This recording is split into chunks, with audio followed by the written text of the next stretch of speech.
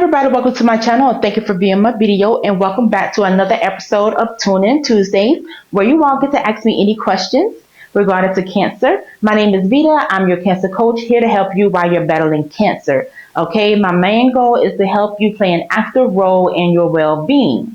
All right, I am a 15-year cancer survivor and stem cells transplant survivor as well. So let's go ahead and get into it.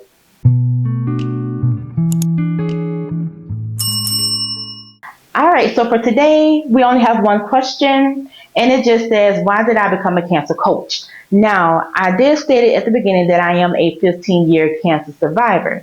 Now, back in 2009, 2010, coaching was not even heard of. It really wasn't a thing unless you was like a PE teacher, a PE coach, all right? And this whole life coaching thing was not even heard of either, okay? But basically, I became a coach because when I was doing treatment, there was no one there to really help you. When I was trying to look for help, I had to get in touch with my social worker, and she was an older lady, and I had just turned 18. I was diagnosed with cancer 3 days after my 18th birthday. So when I was looking for help, I wanted someone that was young, black, like me. There was no one out there at the time. And,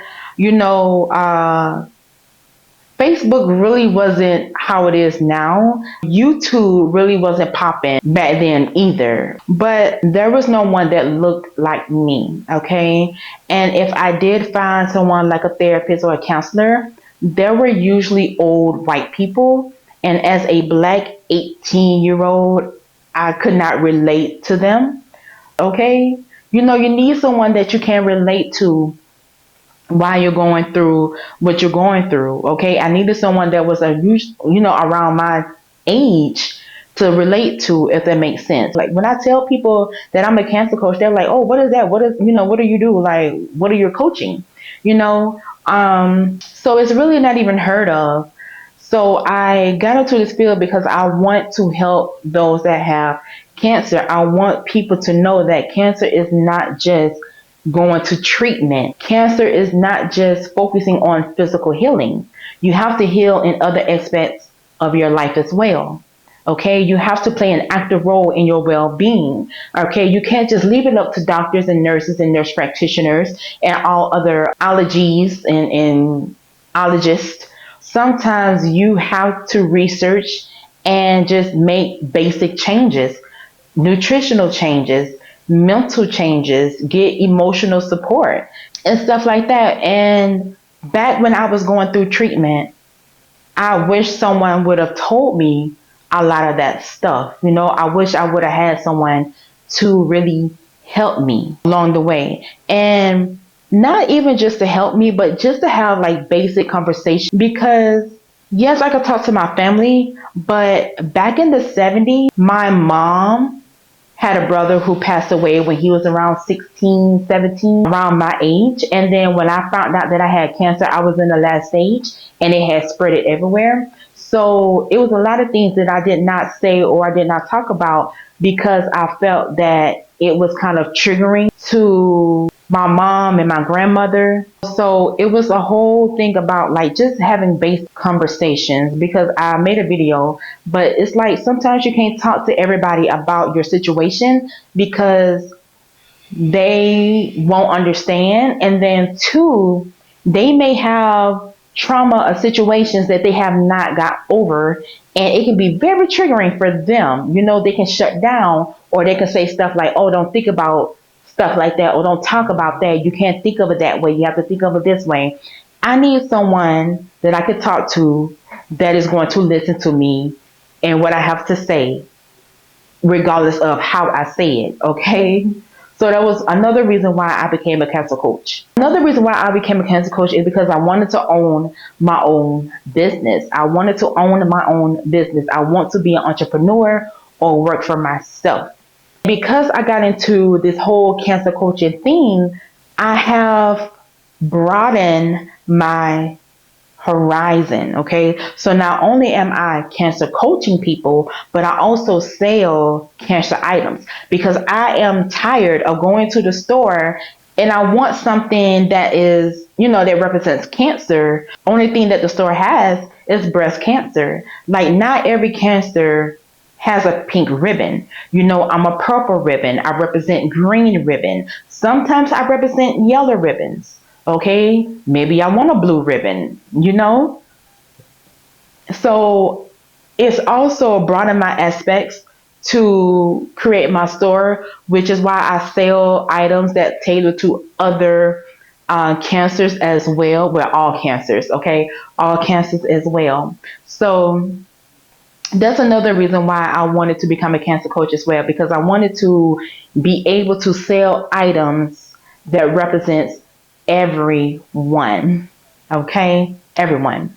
Also, I feel that with me being a cancer coach, it broadened my horizon with my store, but also getting into social media, because I do not post on my personal social media. Okay. And I'm trying to get into the habit of posting in my business social media. So it is pushing me out of my comfort zone, and I am learning new things. I went live the first time in my life on YouTube. But when it comes down to it, I became a cancer coach because I want to be that go-to person for cancer. Like, I want to be that person where it's like, oh man, I have cancer, what I'm going to do. And if somebody search, I have cancer, what is the next step?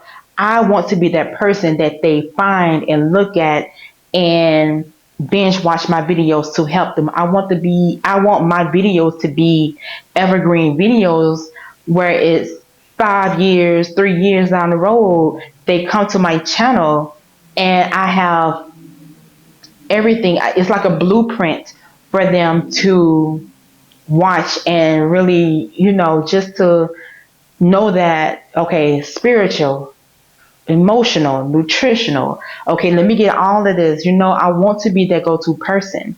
I want to be that person that when they say, they watch my videos and it's like, oh, that's a good idea, that's a good video. Let me put that into my daily practice and let me share this as well. Like, I want to be that go-to person when you have cancer. Okay. Because I feel that I have a lot of stories, a lot of knowledge, a lot of wisdom, a lot of compassion and empathy and sympathy, a lot of knowledge when it comes to just being a general awareness person when it comes to having cancer. And I want to be you guys' go to person. And that's the real reason why I became a coach. But up under it all, my main reason for becoming a cancer coach is because there are people that are getting cancer from left to right, young and old. And if you're an older person with cancer, you have a lot more resources to help you because you can identify with someone that is around your age or that looks like you. But for those that are like 13 and 21 and 35, I don't know if you want to look. I mean, do you really want to talk to someone that is like a cancer survivor in their 60s?